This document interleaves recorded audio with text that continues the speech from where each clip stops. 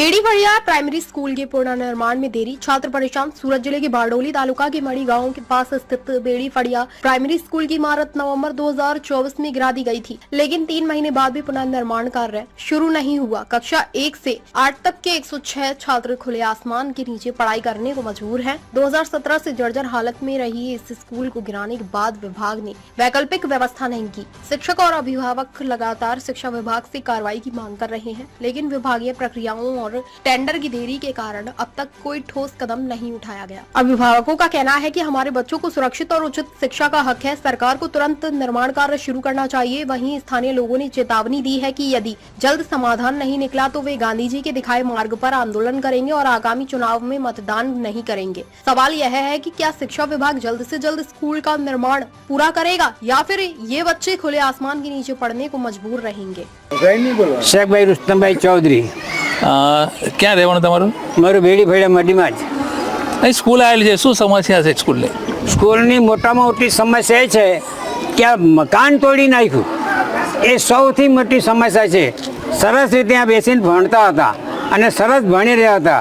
1 થી 8 ધોરણની શાળા અમારી થઈ ગઈ છે અને વિદ્યાર્થીઓ એટલા બધા છે કે દરરોજ સ્કૂલમાં આવે છે, પણ આ મકાન તૂટી ગયું એટલે બહુ મુસીબત આવી છે. હજુ એક જગ્યા બાકી છે, એ તોડવાની છે, પણ એને બી તોડવાના છે. પછી અમે ક્યાં જઈશું? એ મોટા મોટી ચિંતા અમારા માટે આવી ગયેલી છે. તો શિક્ષણાધિકારી જે હોય તે આ બધો વિચાર કરે. આવીને બધા જોઈ ગયેલા છે. તાલુકા વિકાસ અધિકારી આવી ગયા છે, બધા કોઈ બાકી નથી. જિલ્લાથી ટીડીઓ બી આવી ગયેલા છે, પણ અહીંયા એ લોકો આવીને આ અમે કરી આપીએ, તમને ઝડપથી કરી, એવો વિચાર કોઈને થતો નથી. ફક્ત એક જ વિચાર કે પોતાનું કામ પોતે કર્યા કરે છે અને જાહેરાત કરી. શિક્ષકો ભણાવતા હોય એ શિક્ષકોને બીજું કામ સોંપી દે. શિક્ષકો ભણાવે કે પછી બીજું કામ કરે, તો શિક્ષકોને માટે પણ એ લોકો વિચાર નથી કરતા. શિક્ષકો માટે ખાસ વિચાર કરવો જોઈએ કે છોકરાઓને ભણાવવાનું કામ શિક્ષકનું છે. શિક્ષક સારામાં સારું ભણાવે છે, એ શિક્ષકોને બીજું કામ સોંપ્યા કરે એ પણ ખોટું છે. તો આ સૌથી પહેલાં આ મકાન બનાવો અને મકાનનું કામકાજ થઈ જાય તો અમને બધી ચિંતા મટી જાય. બાકી આ કામ જો નહીં થાય તો અમે ધારે તે કર્યું એવી શક્તિ અમારામાં છે. કારણ કે ચૂંટણીનો સમય આવી ગયેલો છે ને ચૂંટણી આવી જશે તો અમે બહિષ્કાર જ કરીશું. કોઈને મત આપવા નહીં દઈએ, ગમે તે થાય, પણ એમ એ લોકોને હરાવે છે, બીજું કંઈ કામ નથી આવવાનું. કારણ કે ચૂંટણી બધા ઉભો રહી જાય અને મત આપવા માટે બધા શિક્ષકોને કામ સોંપી દે અને શિક્ષકો બિચારા શું કરે? બધું જ કામ તમારા કહેવાથી શિક્ષકો કરે. તો છોકરાઓને ભણાવવાના શિક્ષકોનું કામ, શિક્ષકોને ભણાવવાનું કામ છે તે રહી જાય. એટલે જવાબદારી મોટી શિક્ષણાધિકારી અને ટીડીઓ અને જિલ્લાના તમામ અધિકારીની જવાબદારી છે. અને ગુજરાત રાજ્યના જે પ્રિન્સિપાલ છે કે જે મુખ્ય શિક્ષક છે એની પણ જવાબદારી છે. એ નહીં કરે તો સુરત ભારત જિલ્લાના જે મુખ્ય વડાપ્રધાન નરેન્દ્ર મોદી છે ને તેની મોટી જવાબદારી આવી જાય. પછી તું નરેન્દ્ર મોદી આજે શું કરેલો છે? તારા એમ તાકાત ક્યાં ગઈ? આજે તું બોલે છે ને અમે આદિવાસી માટે બહુ કામ, હું આદિવાસી બોલ્યા કરે, પણ તારાથી કંઈ નહીં થાય. આ વખતે જો તો ગુજરાતમાં ભાજપ કદી નહીં આવે એવી તાકાત હું આપું છું.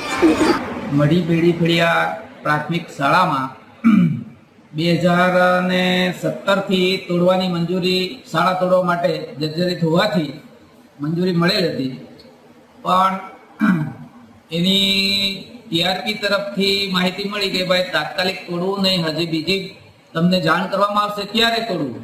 તો તે પછી અમે 2024માં એની ફરીથી શાળા તોડવાની મંજૂરી સરકાર તરફથી જણાવવામાં આવી કે તમારે હવે તોડી નાખવાની છે, ભયજનક હોય.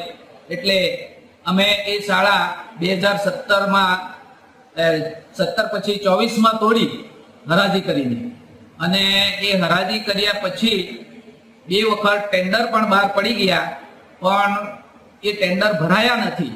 એના કારણે હજી સુધી શાળાનું બાંધકામ ચાલુ થયું નથી.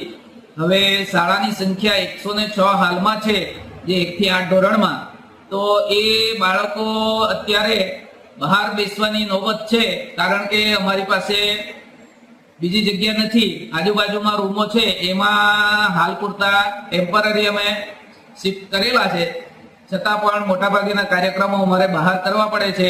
હવે તાપના દિવસો, હવે ચોમાસું પણ આવશે, એટલે કંઈક સરકાર ઘટતું કરે એવી અમે આશા રાખીએ છીએ.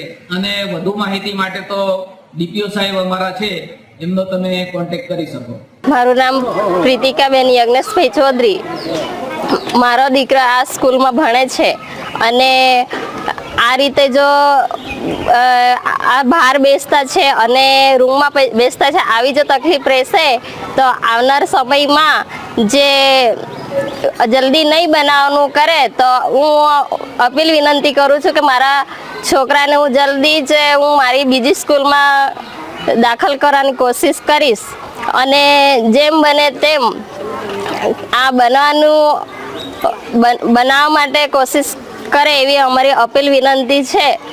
અને જો નહીં કરે તો અમે તાલુકા પંચાયત સુધી જઈને આગળ રજૂઆત કરીશું અમારા છોકરાઓને લઈને કે આવનારા દિવસોમાં વરસાદ આવવાનો છે તો એ બાબતે શું કહેશો તમે?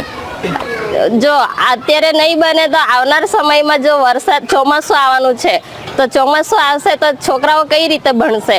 એ શિક્ષકોને બી તકલીફ પડે છે ને અમારા દીકરાઓ આવી રીતે ભણશે તો અમને બી ચિંતા રહેશે, તો અભ્યાસ બી એ લોકોનો બગડશે.